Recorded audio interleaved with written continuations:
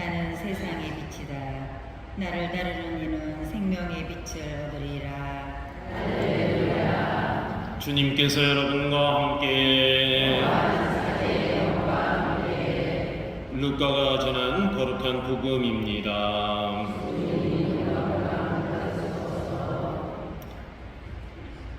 그때 바리사이들과 율법학자들이 예수님께 말하였다.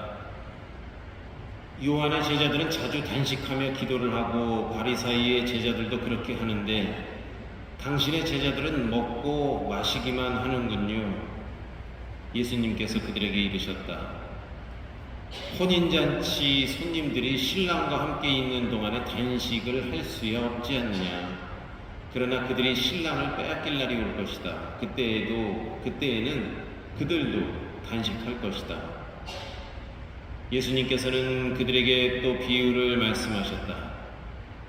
아무도 새 옷에서 조각을 찢어내어 헌 옷에 대고 꿰매지 않는다.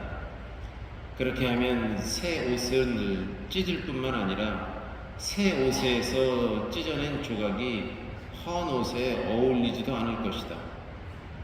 또한 아무도 새 포도주를 헌 가죽 부대에 담지 않는다. 그렇게 하면 새 포도주가 부대를 터뜨려 포도주는 쏟아지고 부대도 버리게 된다. 새 포도주는 새 부대에 담아야 한다. 묵은 포도주를 마시던 사람은 새 포도주를 원하지 않는다. 사실 그런 사람은 묵은 것이 좋다고 말한다. 주님의 말씀입니다. 희망의 순례자, 만수일동 공동체 여러분, 9월이 시작됐고 어느덧 한 주간이 갑니다. 오늘 금요일에 와 있습니다. 가을의 시, 조병화. 식어 들어간다. 하루 이틀 날로 다르게 깊이 식어 들어간다. 이젠 멀지 않아 추운 겨울이 되려니 산천 초목들이 그렇게, 대지가 그렇게, 인간들이 그렇게, 온 천지가 그렇게 물긋물긋 변하며 날로 말없이 식어들 간다. 한여름 그렇게도 극성을 부렸던 태양도 이젠 날로 힘이 기울어 천지 만물을 제자리 재워놓고 날로 식어 들어가나니, 오, 이것이 우주의 섭리일런가, 생존의 이치이련가. 9월이 오면 만물이 차게 기울기 시작하나니. 글쎄요, 제가 이 시를 한 20년 전에 이렇게 본 것 같아요. 아마 뭐 한 30년 전에, 40년 전에 조병화 시인이 썼다 그러면은 확실히 공감이 될 것 같은데, 요즘은 지구가 뜨거워져서 한 10월 말쯤에나 이 시가 어울릴 것 같긴 합니다만, 어쨌든 좀 식어가는 걸 느끼시죠? 네, 많이 식었습니다. 한여름에 비하면 해도 많이 짧아졌고, 마침 또 어제 이렇게 비도 내리고 그래서 그런지 좀 많이 식은 그런 느낌입니다. 예, 날씨는 식어가고 계절은 변해가지만 여러분 마음은 계속 항상 뜨끈뜨끈하게 열정과 열기로 가득 차시기를 바랍니다. 자, 오늘 말씀 우리가 좀 한번 이렇게 공부를 해볼 필요가 있습니다. 뭐 세술은 세부대 많이 쓰는 표현이고, 그렇구나 합니다만, 과연 어떻게 해서 이 말씀이 나왔을까? 뭐 묵은 것이 좋다고 하는데, 글쎄 뭐 포도주는 잘 모르겠고, 하기야 뭐 어디 가서 무슨 돼지갈비 묵은지찜 이런 거 해도 한 2, 3년 묵은 김치라 그러면 와 막 이러면서, 야, 어떻게 이걸 보관하셨어요? 뭐 이런 얘기를 하긴 하는데, 글쎄요, 이 말씀의 배경과 담긴 뜻은 어떤 것일까? 한번 보도록 하겠습니다. 바리새인들과 율법학자들로 보이는 익명의 이 비판가들이 요한의 제자들과 바리사이의 제자들은 자주 단식하며 기도하는데 어찌하여 예수님의 제자들은 먹고 마시기만 하는가 하면서 예수님을 비난하고 나섭니다. 아이, 예수는 이거 먹고 술꾼 아니야. 맨날 먹고 마시기나 하고, 우리는 맨날 저 사막 광야에 나가서 기도하고 단식하고 하는데 저희 아닌 것 같은데, 뭐 이렇게 비난을 하는 것이죠. 이에 예수님께서는 지금과 또 다가올 그날을 구분하면서 그들의 질문에 응답합니다. 사실 이 지금 그리고 다가올 그 시간, 아주 신학적으로 함축된 그런 표현이기도 하지요. 네. 지금, now, 영어로 얘기하면 now죠. now, 아직, not yet, 이미, already, 이런 표현들이 있어요. already, not yet, now. 이런 표현, 영어 표현들이 있고, 우리 한국말로 하면 뭐 지금, 아직, 또 이미 온 그날, 다가올 날, 이런 표현들.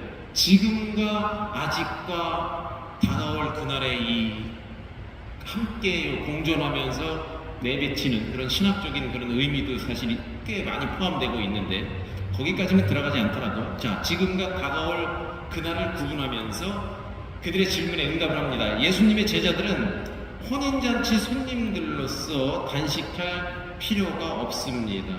왜냐하면 신랑이 아직 그들과 함께 있기 때문입니다. 그러나 신랑이 십자가에 매달리게 되면 그들도 단식하게 될 것임을 예고하고 있습니다. 신랑이신 예수님이 지금은 제자들과 함께 이 혼인잔치에 있다, 이런 이 표현이죠. 그런데 곧 신랑을 빼앗겠습니다. 예수님이 이제 십자가에 매달린다.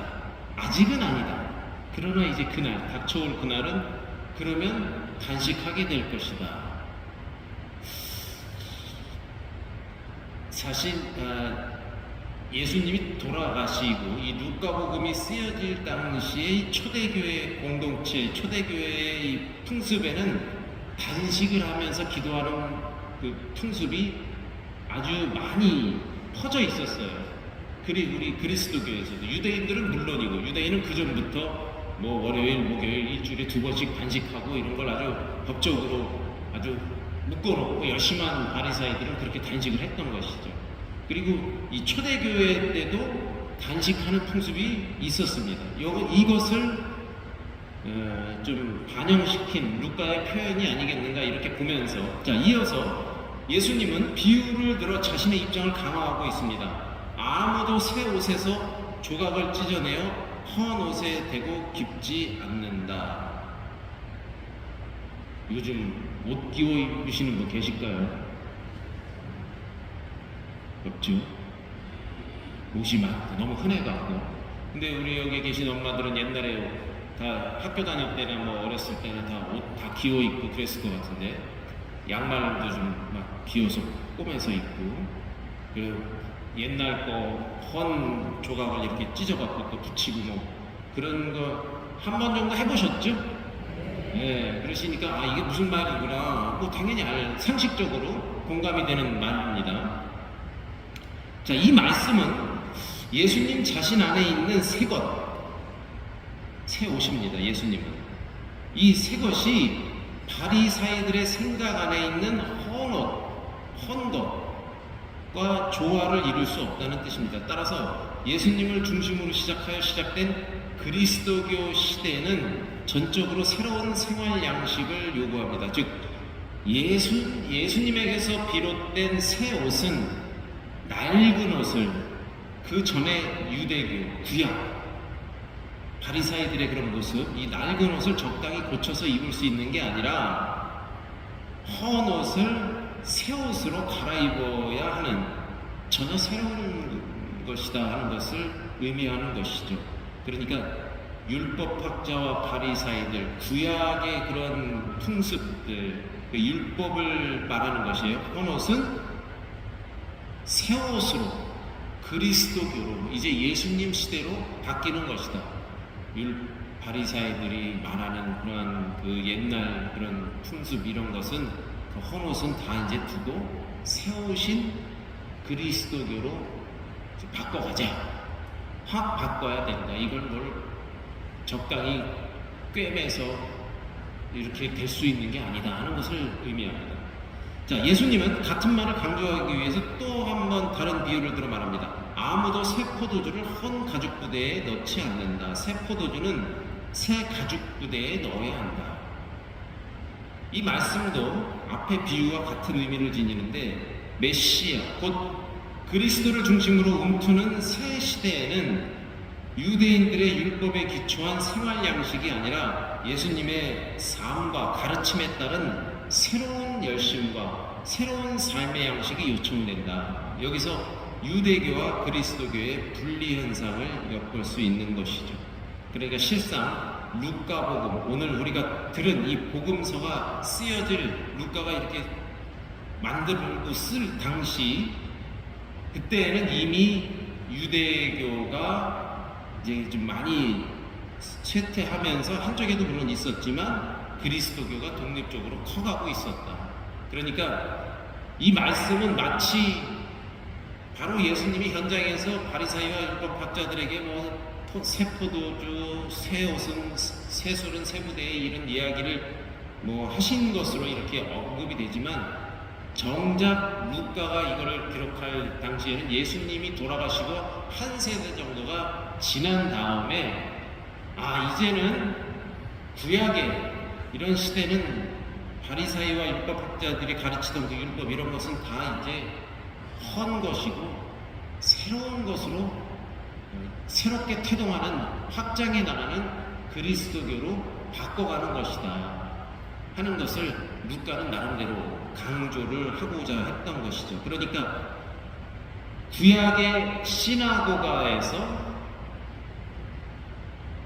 신약의 에클레시아, 교회, 시나고가 그러면 시나고그 회당에서 이제 교회 공동체, 에클레시아라는 교회 공동체로 바뀌어가고 있음을, 그래서 새 술은 새 부대에 넣어야 한다 하는 것을 강조하고자 했던 것이죠.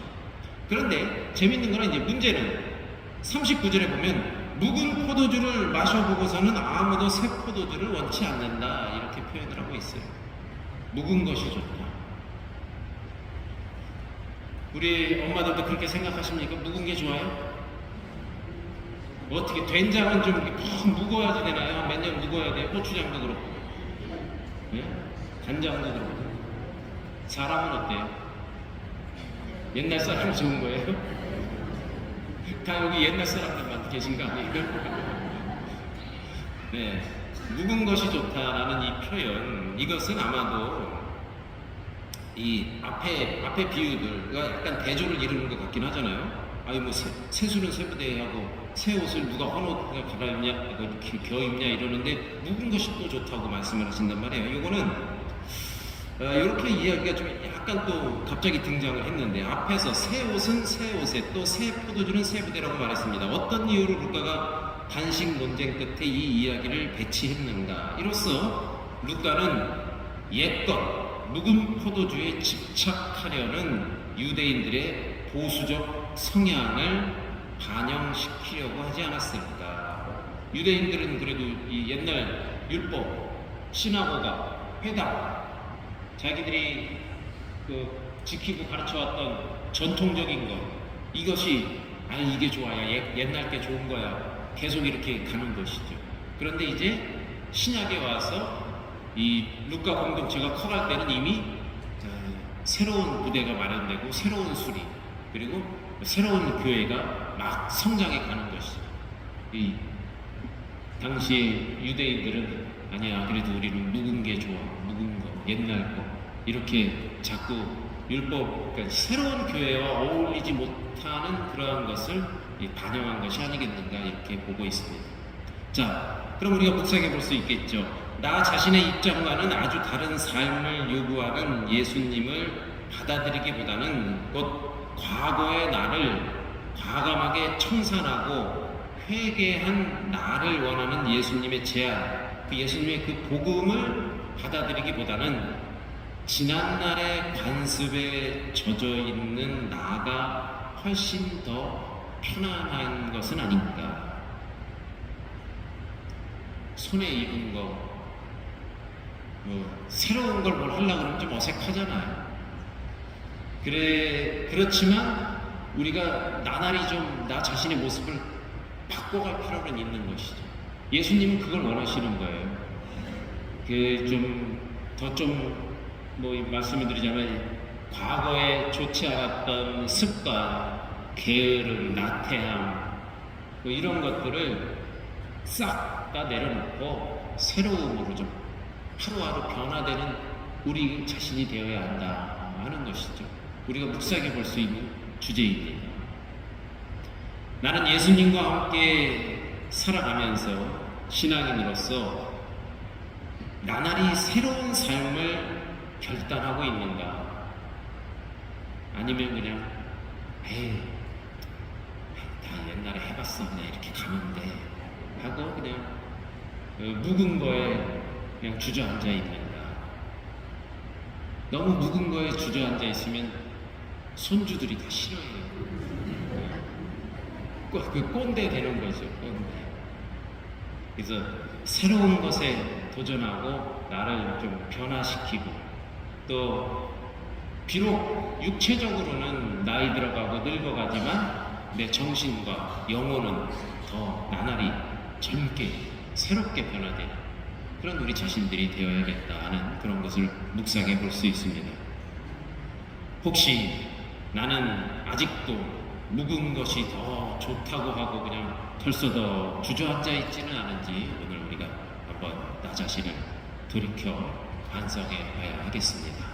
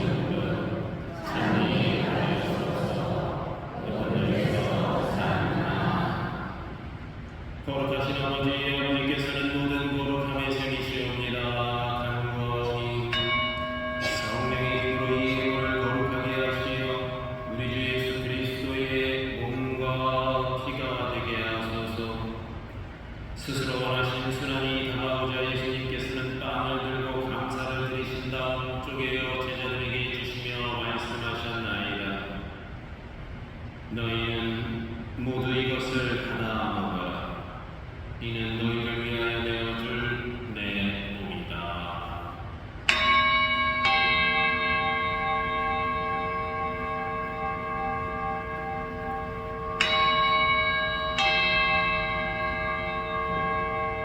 저녁을 잡수시고 같은 모양으로 잔을 들어 다시 감사를 드리신 다음 제자들에게 주시며 말씀하셨나이다. 너희는 모두 이것을 받아 마셔라. 이는 새롭고 영원한 계약을 맺는 내 피의 잔이니 죄를 사하여 주려고 너희와 많은 이를 위하여 흘릴 피다. 너희는 나를 기억하여 이를 행하여라.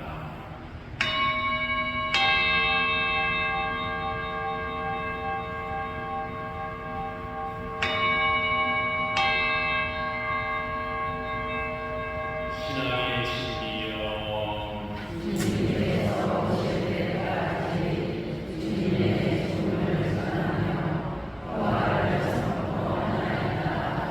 아버지, 저희는 그리스도의 죽음과 부활을 기념하며 생명의 빵과 구원의 잔을 공헌하나이다. 또한 저희가 아버지 앞에 나와 봉사하게 하시니 감사하나이다. 간절히 청하오니 저희가 그리스도의 몸과 피를 받아보시어 성령으로 모두 한 몸을 이루게 하소서. 주님, 온 세상에 널리 퍼져 있는 교회를 생각하시어 교황 프란치스코와 저희 주교 요한 세자와 모든 성직자와 더불어 사랑의 교회를 이루게 하소서. 이 세상에서 불러가신 주님의 종들을 생각하소서.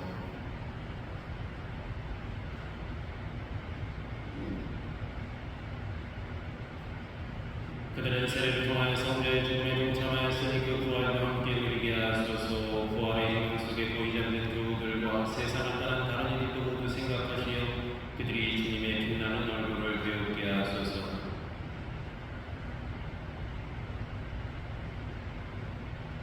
저희에게도 자비를 베푸시어 영원으로부터 주님의 사랑을 받는 하느님의 어머니 복되신 동정 마리아와 그 백들이신 성 요셉과 복된 사도들과 모든 성인과 함께 영원한 삶을 누리며 성자 예수 그리스도를 통하여 아버지를 찬양하게 하소서.